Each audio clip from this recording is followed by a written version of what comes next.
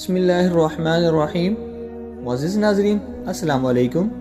ناظرین، سیرت النبی صلی اللہ علیہ وآلہ وسلم کی 15ویں قسط میں آپ کو خوش آمدید کہتا ہوں۔ اگر آپ نے اس سیریز کی پہلی 14 ویڈیوز نہیں دیکھی تو ڈسکرپشن میں موجود لنک پر کلک کر کے دیکھ سکتے ہیں یا اوپر آئی بٹن پر کلک کر کے بھی دیکھ سکتے ہیں۔ ناظرین، غزوہ مستلق کی واپسی پر سیدہ عائشہ رضی اللہ عنہا کا ہار 2 مرتبہ گم ہوا تھا۔ پہلی بار جب ہار گم ہوا تو اس کی تلاش کے سلسلے میں سب لوگ رکے رہے۔ اسی دوران صبح کی نماز کا وقت ہو گیا۔ اس وقت مسلمان کسی چشمے کے قریب نہیں تھے، اس لیے پانی کی تنگی تھی۔ تو حضرت ابوبکر رضی اللہ عنہ نے حضرت عائشہ کو ڈانٹا۔ اس وقت اللہ کے رسول سیدہ عائشہ کی گود میں سر رکھ کر سو رہے تھے۔ آخر نماز کے وقت بیدار ہوئے اور وضو کے لیے پانی طلب کیا تو بتایا گیا کہ پانی نہیں ہے۔ اس وقت اللہ نے تیمم کی آیت نازل فرمائی۔ حضرت عائشہ فرماتی ہیں، ہار کی تلاش کے سلسلے میں ہم نے اس اونٹ کو اٹھایا جس پر میں سوار تھی تو اس کے نیچے سے ہار مل گیا۔ مطلب یہ کہ اس واقعہ کی وجہ سے مسلمانوں کو تیمم کی سہولت عطا ہوئی۔ اور دوسری دفعہ جب ہار گم ہوا تھا وہ واقعہ پچھلی قسط میں بیان کر دیا گیا ہے۔ اسی سال چاند کو گرہن لگا اور آپ صلی اللہ علیہ وآلہ وسلم نے نماز خسوف پڑھائی، یعنی چاند گرہن کی نماز پڑھائی، جبکہ یہودی اس وقت زور زور سے ڈھول بجا رہے تھے اور کہہ رہے تھے کہ چاند پر جادو کر دیا گیا ہے۔ ناظرین، جب بنو نذیر کے یہودیوں کو مدینہ میں ان کے علاقے سے نکال دیا گیا تو بدلہ لینے کے لیے ان کے بڑے بڑے سردار مکہ گئے اور قریش کو جنگ کرنے پر آمادہ کیا اور کہا، جنگ میں ہم تمہارے ساتھ ہوں گے یہاں تک کہ محمد اور ان کے ساتھیوں کو نیست و نابود کر دیں گے۔ اس کے بعد انہوں نے کعبہ کا غلاف پکڑ کر متحد رہنے کا عہد کیا اور جنگ کی تیاریاں شروع کر دی۔ آخر کفار مکہ یہودیوں کے ساتھ مل کر 1000 کا لشکر لے کر مدینہ کی طرف روانہ ہوا۔ آپ صلی اللہ علیہ وآلہ وسلم کو کفار کی تیاریوں کی اطلاع ملی تو صحابہ کرام سے مشورہ کیا تو حضرت سلمان فارسی رضی اللہ عنہ کے مشورے پر مدینہ میں رہ کر مدینہ کے گرد خندق کھود کر مقابلہ کرنے کا فیصلہ کیا۔ چنانچہ مدینہ منورہ کے گرد آپ نے صحابہ کے ساتھ مل کر خندق کھودی تو اس وقت قریش اور اس کے حامیوں کا لشکر مدینہ منورہ کے باہر پہنچ گیا۔ اس جنگ میں کافروں کی 10,000 تعداد کے مقابلے میں مسلمان صرف 3,000 تھے۔ مشرکوں کے دستے بار بار خندق کو عبور کرنے کی کوشش کرتے لیکن ناکام ہو جاتے۔ لڑائی سے پہلے عورتوں اور بچوں کو حسان بن ثابت رضی اللہ عنہ کے ایک چھوٹے سے قلعہ میں پہنچا دیا گیا تھا۔ ان عورتوں میں آپ صلی اللہ علیہ وآلہ وسلم کی پھوپھی حضرت صفیہ رضی اللہ عنہ بطور محافظ تھی۔ ایک یہودی جاسوسی کے لیے اس طرف نکل آیا۔ حضرت صفیہ کی نظر اس پر پڑی تو انہوں نے ایک موٹا سا ڈنڈا اٹھا کر پیچھے سے اس پر حملہ کیا اور ڈنڈے کے کئی وار کر کے اسے ختم کر دیا۔ پھر تلوار سے اس کا سر کاٹ کر ان یہودیوں کی طرف اچھال دیا جو اس کے پیچھے آ رہے تھے۔ وہ سب خوف زدہ ہو کر بھاگ گئے۔ ادھر مشرکوں میں جب چند لوگ بالآخر خندق پار کرنے میں کامیاب ہو گئے، ان لوگوں میں عمرو بن عبد ود بھی تھا۔ وہ عرب کا مشہور پہلوان تھا اور خندق عبور کرتے ہی وہ للکارا، کون ہے جو میرے مقابلے میں آتا ہے؟ اس کی للکار سن کر حضرت علی رضی اللہ عنہ آ گئے، لیکن آپ صلی اللہ علیہ وآلہ وسلم نے فرمایا، بیٹھ جاؤ، یہ عمرو بن عبد ود ہے۔ ادھر عمرو نے 2 دفعہ اور للکارا، پھر تیسری للکار پر آپ نے حضرت علی کو اجازت دے دی۔ حضرت علی جب اس کے سامنے گئے تو بولا، بھتیجے میں تمہیں قتل نہیں کرنا چاہتا، اس لیے واپس لوٹ جاؤ۔ حضرت علی نے فرمایا، لیکن میں تو تمہیں قتل کرنا چاہتا ہوں۔ یہ سن کر اسے غصہ آیا اور تلوار سونت کر حضرت علی پر وار کیا تو حضرت علی کی ڈال پھٹ گئی اور پیشانی پر زخم آ گیا۔ چنانچہ انہوں نے فوراً جوابی حملہ کیا اور تلوار اس کی گردن کے نچلے حصے پر لگی اور ہنسلی کی ہڈی کو کاٹتی چلی گئی اور حضرت علی نے اسے قتل کر ڈالا۔ اس طرح تمام دن جنگ ہوتی رہی۔ اس وجہ سے کوئی مسلمان بھی ظہر سے عشاء تک کوئی نماز نہ پڑھ سکا۔ آخر جنگ رکنے پر آپ صلی اللہ علیہ وآلہ وسلم نے ظہر سے عشاء تک نمازیں باجماعت قضا پڑھائیں۔ پھر خندق کی لڑائی مسلسل جاری رہی۔ اس صورتحال کو دیکھ کر آپ نے اللہ سے دعا فرمائی۔ آخر سرخ آندھی کے طوفان نے مشرکوں کو آ لیا۔ مشرکوں کے خیمے الٹ گئے، برتن الٹ گئے، ہوا کے شدید تھپیڑوں نے ہر چیز ادھر سے ادھر کر دی، لوگ سامان کے اوپر اور سامان لوگوں پر آ گرا۔ پھر تیز ہوا سے اس قدر ریت اڑی کہ ان میں سے نہ جانے کتنے ریت میں دفن ہو گئے۔ یہ اللہ کا عذاب تھا جو فرشتوں نے ان پر نازل کیا تھا۔ وہ درہم برہم ہو گئے۔ یہ طوفان بہت دیر تک اور مسلسل جاری رہا۔ ساتھ ہی آپ صلی اللہ علیہ وآلہ وسلم کو مشرکوں میں پھوٹ پڑنے کے بارے میں پتہ چلا تو ہنس پڑے، یہاں تک کہ رات کی تاریکی میں آپ کے دان مبارک نظر آنے لگے۔ اس طرح جب کفار کا لشکر مدینہ سے بدحواس ہو کر بھاگا تب اللہ کے رسول نے فرمایا، اب یہ آئندہ ہم پر حملہ آور نہیں ہوں گے بلکہ ہم ان پر حملہ کریں گے۔ ناظرین، خندق کی جنگ کے موقع پر کچھ خاص واقعات پیش آئے۔ جب خندق کھودی جا رہی تھی تو اس دوران ایک صحابی بشیر بن سعد رضی اللہ عنہ کی بیٹی ایک پیالے میں کچھ کھجوریں لائی۔ یہ کھجوریں وہ اپنے باپ اور ماموں کے لیے لائی تھی۔ آپ صلی اللہ علیہ وآلہ وسلم کی نظر ان کھجوروں پر پڑی تو فرمایا، کھجوریں ادھر لاؤ۔ اس لڑکی نے کھجوروں کا برتن آپ کے ہاتھ میں الٹ دیا۔ کھجوریں اتنی نہیں تھی کہ دونوں ہاتھ بھر جاتے۔ آپ نے یہ دیکھ کر ایک کپڑا منگوایا، اس کو پھیلا کر بچھایا، پھر پاس کھڑے صحابی سے بولا، لوگوں کو آواز دو۔ آپ صلی اللہ علیہ وآلہ وسلم اپنے ہاتھوں سے کھجوریں اس کپڑے پر گرانے لگے۔ لوگ آتے گئے اور پیٹ بھر کر کھجوریں کھاتے گئے، لیکن آپ کے ہاتھوں سے کھجوریں ابھی تک گر رہی تھیں۔ ایسا ہی ایک واقعہ سیدنا جابر رضی اللہ عنہ کا پیش آیا۔ انہیں جب آپ صلی اللہ علیہ وآلہ وسلم کی شدید بھوک کا علم ہوا تو گھر گئے۔ ان کا گھر بکری کا ایک چھوٹا سا بچہ تھا، وہ ذبح کیا اور روٹیاں تیار کروائیں۔ حضرت جابر کچھ دیر بعد آپ کے پاس آئے اور آہستہ آواز میں کہا کہ آپ کے لیے گھر میں کھانا تیار کرایا ہے۔ یہ سن کر آپ نے کسی سے کہا، اعلان کروا دو، جابر خان سب کی دعوت ہے۔ حضرت جابر پریشان ہو گئے کہ وہ تھوڑا سا کھانا اتنے لوگوں کو کیسے پورا ہوگا۔ انہوں نے پریشانی کے عالم میں انا للہ و انا الیہ راجعون پڑھا اور پھر گھر آ گئے اور وہ کھانا آپ صلی اللہ علیہ وآلہ وسلم کے سامنے پیش کیا۔ پھر آپ نے بسم اللہ پڑھی، سب نے کھانا شروع کیا۔ باری باری لوگ آتے رہے اور کھا کر اٹھتے رہے، یہاں تک کہ سب لوگوں نے خوب پیٹ بھر کر کھایا۔ اس وقت مسلمانوں کی تعداد 1000 تھی۔ حضرت جابر رضی اللہ عنہ کہتے ہیں، اللہ کی قسم، جب سب کھانا کھا کر چلے گئے تو ہم نے دیکھا گھر میں اب بھی اتنا ہی کھانا موجود تھا جتنا آپ صلی اللہ علیہ وآلہ وسلم کے سامنے رکھا گیا تھا۔ غزوہ خندق سے فارغ ہو کر آپ صلی اللہ علیہ وآلہ وسلم سیدہ عائشہ کے حجرے میں ابھی غسل فرما رہے تھے کہ جبرائیل علیہ السلام آ گئے اور کہا، اے اللہ کے رسول، اللہ نے آپ کو حکم دیا ہے کہ اسی وقت بنو قریظہ پر حملہ کریں۔ اس پر آپ صلی اللہ علیہ وآلہ وسلم اپنے 3000 صحابیوں کو لے کر بنو قریظہ کے لیے روانہ ہوئے۔ وہاں پہنچ کر پوری آبادی کو گھیرے میں لے لیا اور 25 دن تک ان کا محاصرہ کیا۔ آخر آپ صلی اللہ علیہ وآلہ وسلم کے سامنے حاضر ہو گئے اور آپ نے انہیں باندھنے کا حکم دیا۔ پھر سعد بن معاذ رضی اللہ عنہ کے مشورے پر ان کے مردوں کو قتل کر دیا گیا، ان کے مال کو مال غنیمت اور بچوں اور عورتوں کو غلام اور لونڈیاں بنا لیا گیا۔ ناظرین، ان یہودیوں کا ظلم و ستم اور فتنہ انگیزی حد سے بڑھ گئی تھی۔ اگر انہیں یوں ہی زندہ چھوڑ دیا جاتا تو یقینی طور پر یہ لوگ مسلمانوں کے خلاف بدترین سازشیں کرتے رہتے۔ ان کا مزاج بچھو اور سانپ کی طرح ہو چکا تھا جو کبھی ڈسنے سے باز نہیں آ سکتا تھا، اس لیے ان کا سر کچلنا ضروری تھا۔ اس کے بعد آپ صلی اللہ علیہ وآلہ وسلم نے قبیلہ بنو حزیل سے انتقام لینے کا ارادہ فرمایا۔ بنو حزیل نے رجی کے مقام پر 10 صحابہ کو شہید کیا تھا۔ یہ لوگ خود آپ صلی اللہ علیہ وآلہ وسلم کے پاس آئے اور درخواست کی کہ ان کے علاقے میں اسلام کی تعلیم کے لیے کچھ حضرات کو بھیج دیا جائے۔ چنانچہ آپ نے اپنے 10 صحابیوں کو ان کے ساتھ روانہ فرمایا۔ ان لوگوں نے انہیں دھوکے سے شہید کر دیا۔ آپ کو ان صحابہ کی مظلومانہ شہادت کا بے حد رنج تھا، چنانچہ ان لوگوں کو سزا دینے کا فیصلہ فرمایا اور لشکر لے کر روانہ ہوئے۔ ادھر کسی طرح بنو حزیل کو پتہ چل گیا کہ مسلمان ان پر حملہ کرنے کے لیے آ رہے ہیں۔ وہ ڈر کے مارے پہاڑوں میں جا چھپے۔ اس طرح ان کا کوئی آدمی نہ مل سکا۔ آخر آپ واپس آ گئے۔ اس غزوہ کو غزوہ بنی الحیان کہا جاتا ہے۔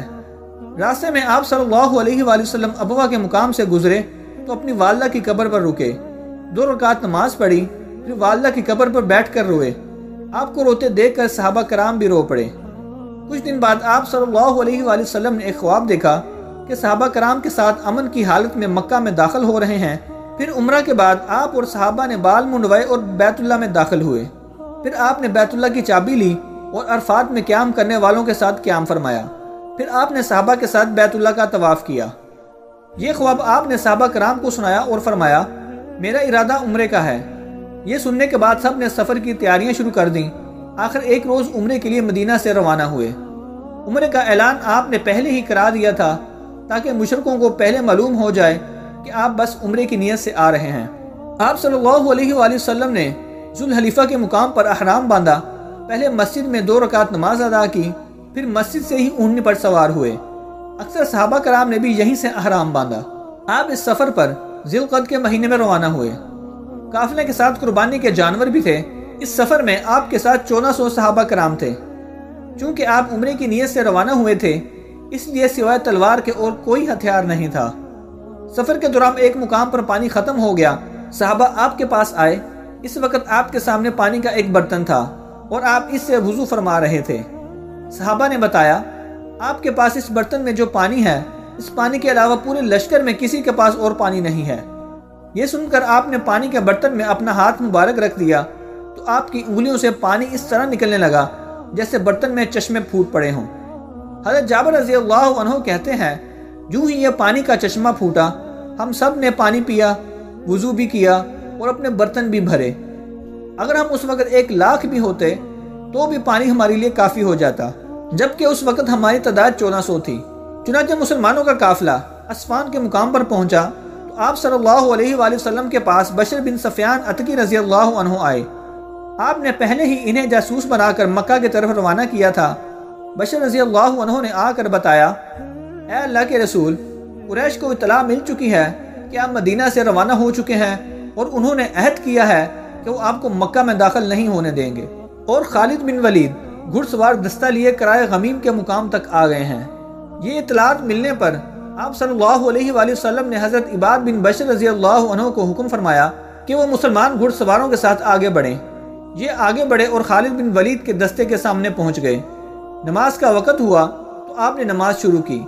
جب مسلمان نماز سے فارغ ہوئے تو کچھ مشرکوں نے کہا، ہم نے ایک اچھا موقع گوا دیا، ہم اس وقت ان پر حملہ کر کے آسانی سے انہیں ختم کر سکتے تھے جب یہ نماز پڑھ رہے تھے۔ ایک اور مشرک بولا، کوئی بات نہیں، ایک اور نماز کا وقت آ رہا ہے اور نماز ان لوگوں کو اپنی جان سے بھی زیادہ عزیز ہے۔ چنانچہ نماز عصر کا وقت ہوا تو اللہ نے جبرائیل علیہ السلام کو بھیج دیا۔ وہ صلاۃ خوف کی آیت لے کر آئے تھے جس میں اللہ نے فرمایا، اور جب آپ ان کے درمیان ہوں اور آپ انہیں نماز پڑھانا چاہیں تو یوں کرنا چاہیے کہ لشکر کا ایک گروہ تو آپ کے ساتھ کھڑا ہو جائے اور وہ لوگ ہتھیار لے لیں، پھر جب یہ لوگ سجدہ کر چکیں تو یہ آپ کے پیچھے آ جائیں، اور دوسرا گروہ جس نے نماز نہیں پڑھی وہ آ جائے اور نماز پڑھ لے، اور یہ اپنے بچاؤ کا سامان ہتھیار وغیرہ لے لیں۔ چنانچہ اسی طرح نماز ادا کی گئی۔ پھر مسلمان آگے روانہ ہوئے یہاں تک کہ حدیبیہ کے مقام پر پہنچے۔ اس جگہ آپ صلی اللہ علیہ وآلہ وسلم کی اونٹنی خود بخود بیٹھ گئی۔ لوگوں نے اٹھانا چاہا لیکن وہ نہ اٹھی۔ لوگوں نے کہا، قصوہ تو اڑ گئی۔ آپ صلی اللہ علیہ وآلہ وسلم نے یہ سن کر ارشاد فرمایا، یہ اڑی نہیں اور نہ اڑنے کی اس کی عادت ہے، بلکہ اسے اس ذات نے روک لیا ہے جس نے ابرہہ کے لشکر کو مکہ میں داخل ہونے سے روک لیا تھا۔ لہٰذا آپ صلی اللہ علیہ وآلہ وسلم نے اس مقام پر قیام کا حکم فرمایا۔ اس پر صحابہ نے عرض کیا، اللہ کے رسول، یہاں پانی نہیں ہے۔ یہ سن کر آپ صلی اللہ علیہ وآلہ وسلم نے اپنے ترکش سے ایک تیر نکال کے ایسے گڑھے میں گاڑ دیا جس میں تھوڑا سا پانی موجود تھا۔ فوراً ہی اس میں سے میٹھے پانی کا چشمہ ابلنے لگا، یہاں تک کہ تمام لوگوں نے پانی پی لیا، جانوروں کو بھی پانی پلایا۔ گڑھے سے پانی ابلنے کی خبریں جب قریش تک پہنچی تو ابو سفیان اپنے ساتھیوں کے ساتھ یہ معجزہ دیکھنے کے لیے آیا، تو گڑھے میں لگے تیر کی جڑ سے پانی نکلتا دیکھ کر ابو سفیان اور اس کے ساتھی کہنے لگے، اس جیسا واقعہ تو ہم نے کبھی نہیں دیکھا، یہ محمد کا چھوٹا سا جادو ہے۔ حدیبیہ پہنچ کر آپ صلی اللہ علیہ وآلہ وسلم نے قریش کی طرف قاصد بھیجا تاکہ بات چیت ہو سکے کہ مسلمان لڑائی کے ارادے سے نہیں بلکہ عمرہ کرنے کی نیت سے آئے ہیں، لیکن بات نہ بن سکی۔ آخر آپ نے عثمان بن عفان رضی اللہ عنہ کو بھیجا اور انہیں یہ حکم دیا کہ وہ مکہ میں ان مسلمانوں کے پاس جائیں جو وہاں پھنسے ہوئے ہیں، انہیں فتح کی خوشخبری سنائیں اور یہ خبر دیں کہ بہت جلد اللہ مکہ میں اپنے دین کو سر بلند فرمائیں گے، یہاں تک کہ وہاں کسی کو اپنا ایمان چھپانے کی ضرورت نہیں رہے گی۔ عثمان رضی اللہ عنہ مکہ کی طرف روانہ ہوئے اور انہیں آپ صلی اللہ علیہ وآلہ وسلم کا پیغام پہنچایا۔ ایسے میں کسی نے یہ خبر اڑا دی کہ قریش نے حضرت عثمان رضی اللہ عنہ کو شہید کر دیا۔ اس پر آپ نے غم زدہ ہو کر ارشاد فرمایا، اب ہم اس وقت تک نہیں جائیں گے جب تک دشمن سے جنگ نہیں کر لیں گے۔ اس کے بعد آپ نے تمام صحابہ کرام سے موت پر بیعت لی کہ کسی بھی حالت میں آپ کا ساتھ چھوڑ کر نہیں بھاگیں گے، فتح حاصل کریں گے یا شہید ہو جائیں گے۔ ادھر قریش کو جب موت کی اس بیعت کا پتہ چلا تو وہ خوف زدہ ہو گئے۔ ان کے عقل مند لوگوں نے مشورہ دیا کہ صلح کر لینا مناسب ہوگا، تو انہوں نے بات چیت کے لیے سہیل بن عمرو کو بھیجا۔ سہیل نے آپ کے سامنے بات شروع کی تو آخر صلح کی بات طے ہو گئی۔ دونوں فریق اس بات پر راضی تھے کہ خون ریزی نہیں ہونی چاہیے بلکہ صلح کر لی جائے۔ بعد میں اللہ نے آپ کو وحی کے ذریعے بتا دیا تھا کہ عثمان رضی اللہ عنہ ابھی زندہ ہیں۔ چنانچہ اس معاہدے میں یہ 5 شرائط لکھی گئیں۔ پہلی یہ کہ 10 سال تک آپس میں کوئی جنگ نہیں کی جائے گی۔ دوسری یہ کہ جو مسلمان اپنے ولی اور سرپرست کی اجازت کے بغیر مکہ سے بھاگ کر آپ صلی اللہ علیہ وآلہ وسلم کے پاس آئے گا، اللہ کے رسول اسے واپس بھیجنے کے پابند ہوں گے، چاہے وہ مرد ہو یا عورت۔ تیسری یہ کہ کوئی شخص جو آپ کا ساتھی رہا ہو اور وہ بھاگ کر قریش کے پاس آ جائے تو قریش اسے واپس نہیں کرے گا۔ چوتھی یہ کہ کوئی شخص یا کوئی خاندان یا کوئی قبیلہ اگر مسلمان کا حلیف بننا چاہے تو بن سکتا ہے، اور جو شخص یا خاندان یا قبیلہ قریش کا حلیف بننا چاہے تو وہ ان کا حلیف بن سکتا ہے۔ پانچویں شرط یہ کہ مسلمانوں کو اس سال عمرہ کیے بغیر واپس جانا ہوگا، البتہ آئندہ سال 3 دن کے لیے قریش مکہ کو خالی کر دیں گے، لہذا مسلمان یہاں غیر مسلح حالت میں آ کر ٹھہر سکتے ہیں اور عمرہ کر سکتے ہیں۔ یہ شرائط بظاہر قریش کے حق میں اور مسلمانوں کے خلاف تھیں، اس لیے صحابہ کرام کو ناگوار بھی گزری۔ پھر صلح کی تحریر آپ صلی اللہ علیہ وآلہ وسلم نے حضرت علی رضی اللہ عنہ سے لکھوائی۔ یہ معاہدہ ابھی لکھا جا رہا تھا کہ ابو جندل ابن سہیل رضی اللہ عنہ اپنی بیڑیوں کو کھینچتے ہوئے وہاں تک آ پہنچے۔ مشرکوں نے انہیں قید میں ڈال رکھا تھا۔ ان کا جرم یہ تھا کہ اسلام قبول کیوں کیا۔ یہ ابو جندل اسی سہیل بن عمرو کے بیٹے تھے جو معاہدہ طے کر رہا تھا۔ ادھر جو ہی سہیل نے اپنے بیٹے کو دیکھا تو ایک زوردار تھپڑ ان کے منہ پر دے مارا اور گریبان سے پکڑ کر آپ سے بولا، اے محمد، یہ پہلا مسلمان ہے جو ہم لوگوں کے پاس سے یہاں آ گیا ہے، اس معاہدے کے تحت آپ اسے واپس کریں۔ اس کی بات سن کر آپ نے فرمایا، ٹھیک ہے لے جاؤ، اور ابو جندل سے فرمایا، اے ابو جندل، صبر اور ضبط سے کام لو، اللہ تمہارے لیے اور تم جیسے اور مسلمانوں کے لیے کشادگی اور سہولت پیدا فرمانے والا ہے۔ یہ منظر دیکھ کر مسلمانوں کی آنکھوں میں آنسو آ گئے اور عمر رضی اللہ عنہ جیسے شخص بھی رو پڑے، لیکن معاہدے کی وجہ سے سب مجبور تھے۔ معاہدے سے فارغ ہو کر آپ صلی اللہ علیہ وآلہ وسلم نے اور تمام صحابہ نے سر منڈوایا اور قربانی کی۔ پھر جب آپ اس مقام سے واپس روانہ ہوئے تو سورہ فتح نازل ہوئی، جس میں اللہ تعالیٰ نے فتح کی خوشخبری سنائی۔ سفر کے دوران ایک مقام پر خوراک ختم ہو گئی، آپ نے ایک چادر بچھائی اور فرمایا، جس کے پاس جو کچھ بچا کچا کھانا ہو اس چادر پر ڈال دے۔ پھر آپ نے دعا فرمائی۔ اس کے بعد سب نے خوب سیر ہو کر کھایا، لیکن کھانا جوں کا توں بچا رہا۔ اس موقع پر آپ نے فرمایا، اشہد ان لا الہ الا اللہ و انی رسول اللہ۔ اللہ کی قسم، ان 2 گواہیوں کے ساتھ جو شخص بھی اللہ کے سامنے حاضر ہوگا وہ دوزخ سے محفوظ رہے گا۔ جب آپ صلی اللہ علیہ وآلہ وسلم پر سورہ فتح نازل ہوئی تو جبرائیل علیہ السلام نے آپ کو فتح کی مبارکباد دی۔ ابو بکر صدیق رضی اللہ عنہ فرماتے ہیں، اسلام میں صلح حدیبیہ سے بڑی مسلمانوں کو کوئی فتح نہیں ہوئی، جبکہ لوگ اس کی حقیقت کو اس وقت بالکل نہیں سمجھ سکے تھے جب یہ معاہدہ لکھا جا رہا تھا۔ سہیل بن عمرو جنہوں نے یہ معاہدہ لکھا تھا بعد میں مسلمان ہو گئے تھے، اور حجت الوداع کے موقع پر انہیں اس جگہ پر کھڑے دیکھا گیا جہاں قربانیاں کی جاتی ہیں۔ وہ آپ صلی اللہ علیہ وآلہ وسلم کو قربانی کے جانور پیش کر رہے تھے اور آپ اپنے دست مبارک سے انہیں ذبح کر رہے تھے۔ اس کے بعد سہیل بن عمرو رضی اللہ عنہ نے آپ صلی اللہ علیہ وآلہ وسلم کا سر منڈانے کے لیے حجام بلایا۔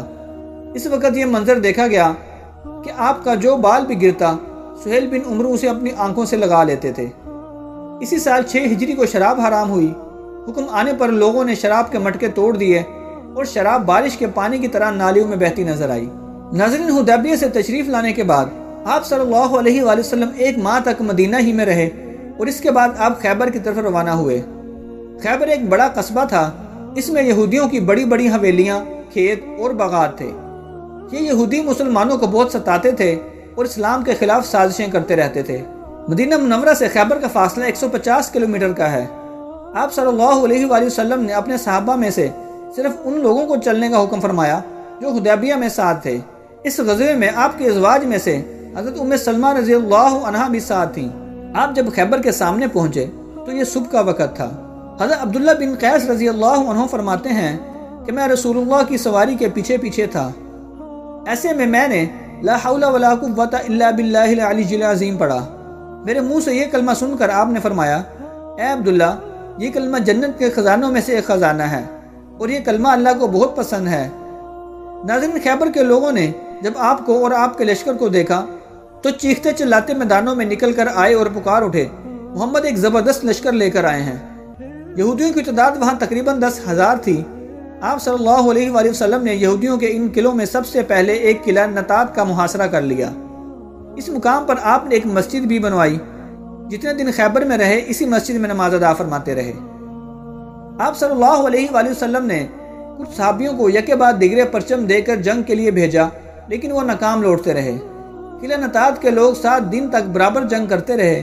کئی روز تک جب قلعہ فتح نہ ہوا تو آپ نے فرمایا، آج میں پرچم اس شخص کو دوں گا جو اللہ اور اس کے رسول سے محبت کرتا ہے، اور اللہ اور رسول بھی اس سے محبت کرتے ہیں، اور وہ پیٹھ دکھانے والا نہیں ہے۔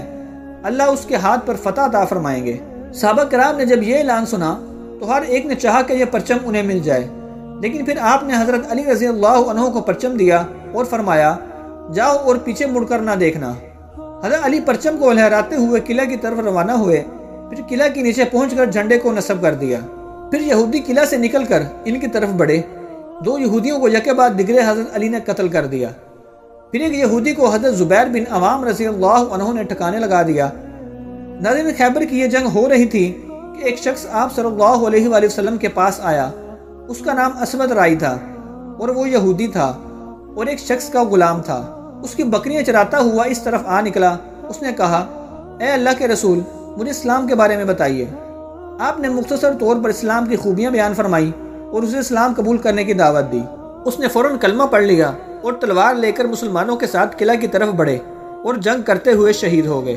اسود رضی اللہ عنہ کس قدر خوش قسمت تھے، نہ کوئی نماز پڑھی، نہ روزہ رکھا، نہ حج کیا، لیکن پھر بھی جنت حاصل کرنے میں کامیاب ہو گئے۔ آخر یہ قلعہ فتح ہو گیا۔ اس قلعے کے محاصرے کے دوران مسلمانوں کو کھانے کی تنگی ہوئی۔ اس پر آپ نے دعا فرمائی، اے اللہ، ان قلعوں میں سے اکثر قلعوں کو فتح کرا کہ ان میں رزق اور گھی کی بہتات ہو۔ چنانچہ نام نامی قلعہ سے جو یہودی جان بچا کر نکلنے میں کامیاب ہو گئے تھے، وہ وہاں سے صوب نامی قلعہ میں پہنچ گئے۔ اس قلعہ کا محاصرہ 2 دن تک چلتا رہا۔ وہاں ان سے جنگ کے نتیجے میں آخر قلعہ فتح ہو گیا۔ اس قلعہ میں مسلمانوں کو بڑے پیمانے پر گیہوں، کھجوریں، گھی، شہد، شکر، زیتون کا تیل اور چربی ہاتھ آئی۔ یہاں سے مسلمانوں کو بہت سا جنگی سامان بھی ہاتھ لگا۔ اس کے بعد مسلمان ایک ایک کر کے ان یہودیوں کے قلعوں کو فتح کرتے گئے۔ خیبر کی فتح کے موقع پر حبشہ سے حضرت جعفر بن ابی طالب رضی اللہ عنہ وہاں پہنچے۔ انہوں نے مکہ سے حبشہ کی طرف ہجرت کی تھی۔ آپ صلی اللہ علیہ وآلہ وسلم انہیں دیکھ کر بہت خوش ہوئے اور کھڑے ہو کر ان کا استقبال کیا اور ان کی پیشانی پر بوسہ دیا۔ اس موقع پر آپ نے فرمایا، اللہ کی قسم میں نہیں جانتا مجھے خیبر کی فتح کی زیادہ خوشی ہے یا جعفر کے آنے پر زیادہ خوشی ہے۔ اس وقت حضرت جعفر کے ساتھ حبشہ کے رہنے والے بہت سے لوگ بھی تھے۔ آپ صلی اللہ علیہ وآلہ وسلم نے انہیں سورہ یاسین پڑھ کر سنائی تو یہ لوگ رو پڑے اور ایمان لے آئے۔ آپ نے ان کی زبردست خاطر تواضع کی اور فرمایا، ان لوگوں نے میرے صحابہ کی بہت عزت افزائی کی تھی۔ مطلب یہ تھا کہ جب مکہ کے مشرکوں نے مسلمانوں پر ظلم ڈھائے تو بہت سے مسلمان حبشہ کی طرف ہجرت کر گئے تھے۔ اس وقت وہاں ان کی بہت عزت افزائی ہوئی تھی۔ حبشہ سے جو لوگ آئے تھے ان میں حضرت ام حبیبہ بنت ابو سفیان رضی اللہ تعالی عنہا بھی تھی۔ حبشہ میں رہتے ہوئے ان کا نکاح آپ صلی اللہ علیہ وآلہ وسلم سے ہوا تھا۔ مکہ سے دوسری ہجرت کے موقع پر انہوں نے حبشہ کی طرف ہجرت کی تھی۔